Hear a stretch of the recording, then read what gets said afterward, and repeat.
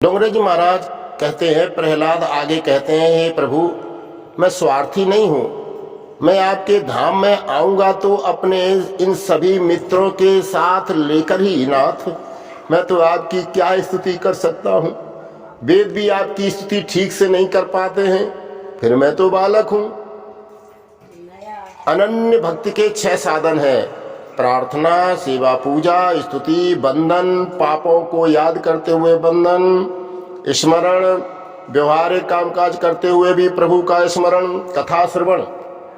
इन 6 साधनों से परमहंस की गति मिलती है। कुछ साधन करो, साधन के बिना अनुभव नहीं होगा। इन साधनों का आश्रय लेने वाला प्रभु के चरण पाता है।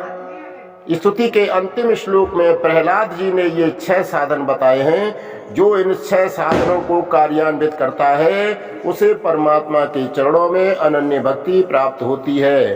पहली, प्रार्थना। प्रातः काल में आंखें खुलने पर भगवान का स्मरण करो, प्रार्थना करो, कर दर्शन भी करो, धरती माता को प्रणाम करो। सुबह में कर दर्शन करो, अर्थात हाथों को देखकर सोचो, मैं इन हाथों से आज पवित्र कर्म ही करूंगा ताकि परमात्मा को मेरे घर आने की इच्छा हो सके। हाथ क्रिया शक्ति का प्रतीक है, इन हाथों से मैं सत्कर्म ही करूंगा। शिवो भूत्वा शिवम अजेत, कल्याण रूप बनकर उस कल्याणकारी की पूजा करो। प्रातः काल में इस श्लोक का पाठ करो। कराग्रे बसती लक्ष्मी, कर मध्य सरस्वती, करमूले तु गोविंद, प्रभाते कर दर्शनम। आजकल तो प्रभात में कर दर्शन के बदले कप दर्शन किया जाने लगा है। जागते ही लोग चाय का कप मुंह से लगाते हैं और चाय के साथ बिस्कुट खाने के बाद ही अन्य कामों में लगते हैं।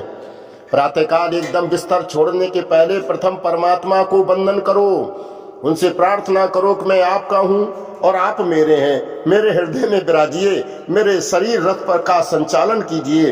प्रातः काल में दीनता पूर्वक प्रभु से प्रार्थना करो, हे कृष्ण आपने जिस तरह अर्जुन का रथ चलाया था उसी तरह मेरे शरीर रथ के स्वामी बनिए। भटकने वाली इंद्रियों को रोकिए, मेरे इंद्र रूपी घोड़े को संभालिए, मेरी रक्षा कीजिए। यदि श्री कृष्ण तुम्हारे शरीर रथ के सारथी बनेंगे तो रथ नियत स्थान पर पहुंचेगा, अगर तुम्हारा मन सारथी बनेगा तो तुम्हारा रथ गड्ढे में गिर जाएगा।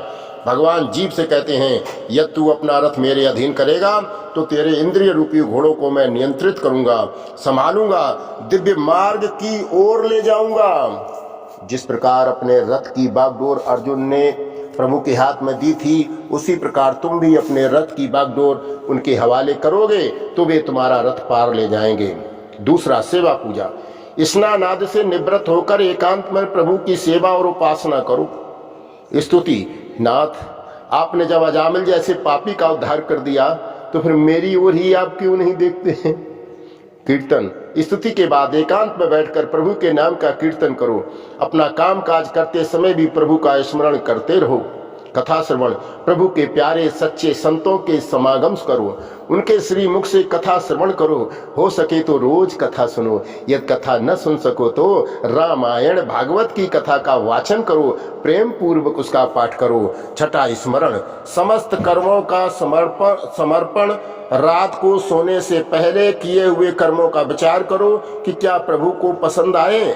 ऐसे कर्म मेरे हाथ से आज हुए हैं। यदि अंदर से नकारात्मक उत्तर मिले तो मान लेना कि वो दिन जीते हुए नहीं, मरते हुए ही गुजर गया है।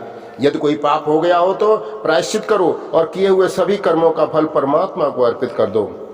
इन 6 साधनों को विधि पूर्वक करने से जीवन सुधरता है और अनन्य भक्ति प्राप्त होती है।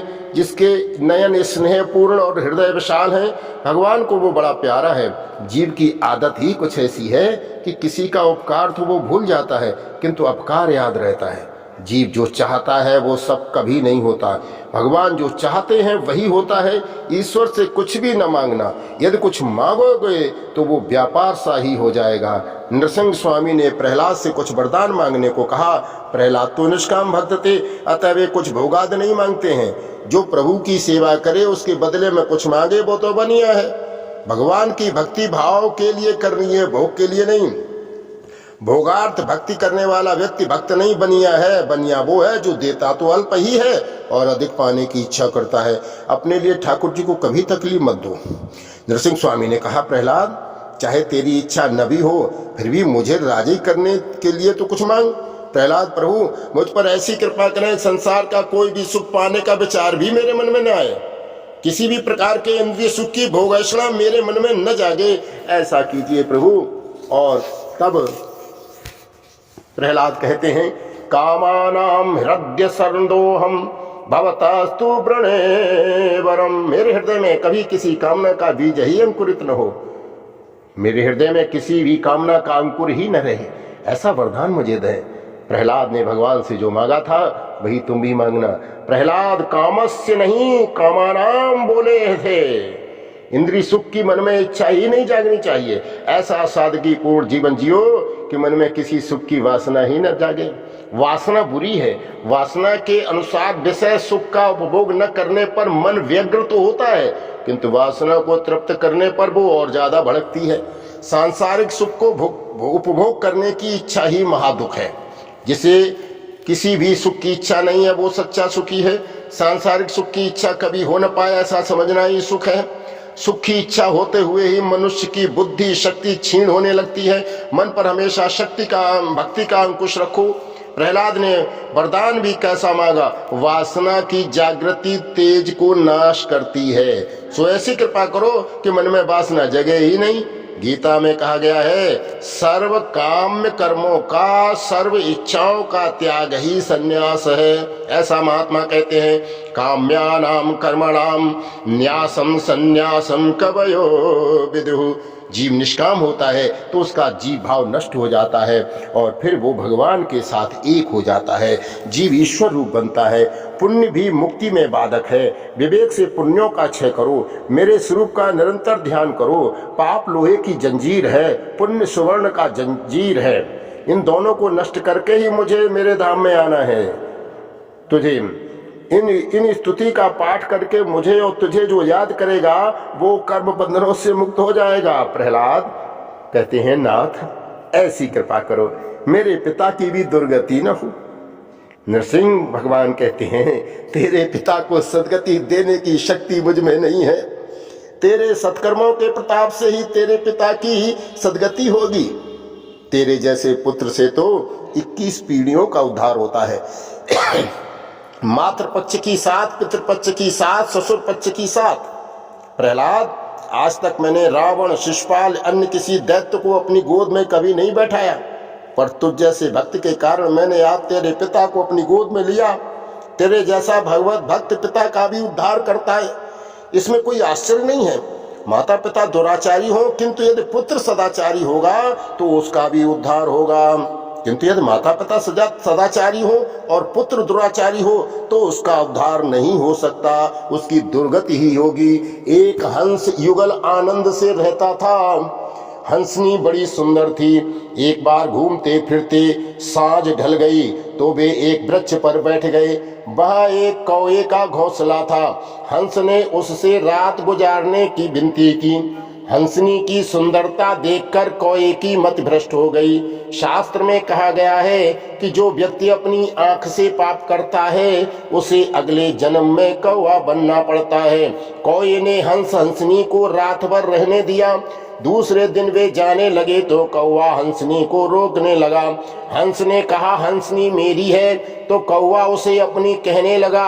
अंत में दोनों न्याय मांगने के लिए न्यायाधीश के पास पहुंचे। न्यायाधीश ने कहा कि मैं तो दोनों की बातें बराबर सुनने के बाद निर्णय करूंगा। वो कौवा बड़ा चालाक था।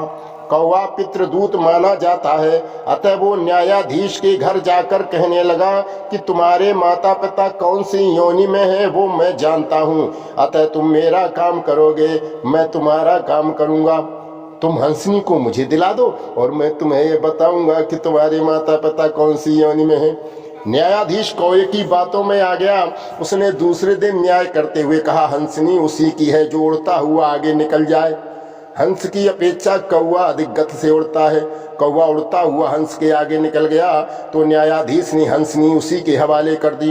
अब न्यायाधीश ने कौवे से अपने माता पिता के बारे में पूछा। कौवे ने उसे एक कूड़े के ढेर के पास ले जाकर कहा, यह 2 जंतु ही तुम्हारे माता पिता हैं। अन्यायी पुत्र के माता पिता की ऐसी ही दुर्गति होती है।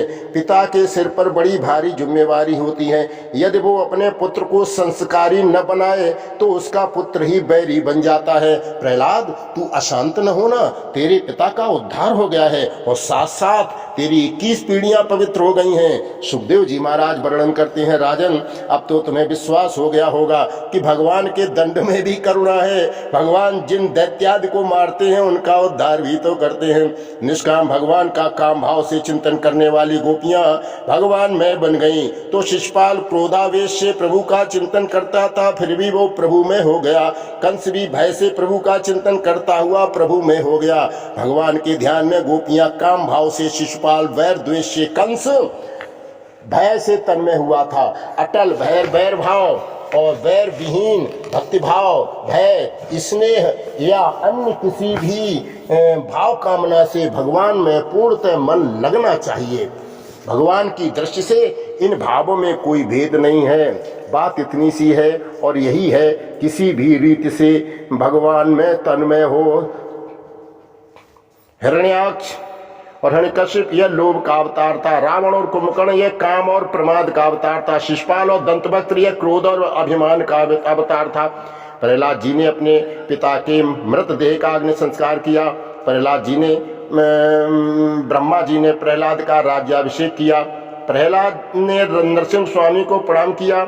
नरसिंह स्वामी प्रसन्न हो गए। नारद जी ने प्रेम से प्रहलाद की चरित्र कथा धर्मराज को सुनाई। फिर भी नारद जी ने देखा तो धर्मराज के मुख पर गिलानी छाई हुई थी। नारद जी सोच में डूब गए कि अब भी धर्मराज उदास क्यों हैं?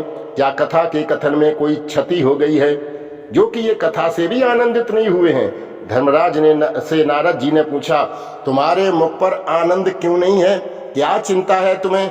धर्मराज कहते हैं, 5 वर्ष के प्रहलाद का ज्ञान, वैराग्य और प्रेम तो देखो। धन्य है प्रहलाद और उसका बचपन, उसका प्रेम कि जिसके कारण प्रभु स्तंभ में से प्रकट हो गए। मैं 55 वर्ष का हो गया, फिर भी एक बार भी प्रभु का दर्शन नहीं कर सका हूँ। मेरा जीवन पशुसा ही बीत गया। धन के पीछे दौड़ा, भूख लगी तो खाना खाया, नींद आई तो सो गया, वासना जगी तो कामांध हुआ। अवतार मनुष्य का मिला है, फिर भी प्रभु के हितार्थ एक भी सत्कर्म नहीं किया। धिक्कार है मुझे, मेरा जीवन कुत्ते के जैसा ही बीत गया। मैं अब भी प्रभु में लीन न हो सका, प्रभु प्रेम में पागल न हो सका। मुझे अभी तक भगवान नहीं मिल पाए, जबकि उन 5 वर्ष के प्रहलाद ने भगवान को पा लिया था। मुझे जगत में प्रतिष्ठा, मान तो मिले, किंतु मैं भगवान को न पा सका और उदास हूँ। भक्ति के बिना, भगवान के दर्शन बिना मेरा जीवन वृथा ही बीत गया। इसी कारण से मुझे दुख हो रहा है। मेरे चेहरे पर गिलानी छाई हुई है। मेरा जीवन पशुवत बीत गया, एक बार भी मैं परमात्मा का दर्शन न पा सका। इसका मुझे दुख है। मैंने वैसे तो बहुत किया, किंतु जो करना चाहिए था वो नहीं किया। मैंने भगवान के लिए कुछ भी नहीं किया। शरीरम स्वरूपम नवीनम कलत्रम धनम मेरु तुल्यम यशश्चारु चित्रम हरिरंद्र पद्मे मनश्चेन्न लग्नम तथा किम तथा किम तथा किम तथा किम। सुंदर शरीर, नवोड़ा पत्नी, मेरु पर्वत जितना धन, पुष्कल कीर्ति तो हो, किंतु मन प्रभु चरणों में न लगा हो तो उन सब में क्या लाभ है? इनसे क्या हुआ, क्या मिला? कुछ भी तो नहीं। जगत की प्रतिष्ठा, धन या विद्वता अंतकाल में कुछ भी काम नहीं आती। जो विद्या अंतकाल में निरर्थक, निरुपयोगी ही रह जाए, उससे लाभ ही क्या है?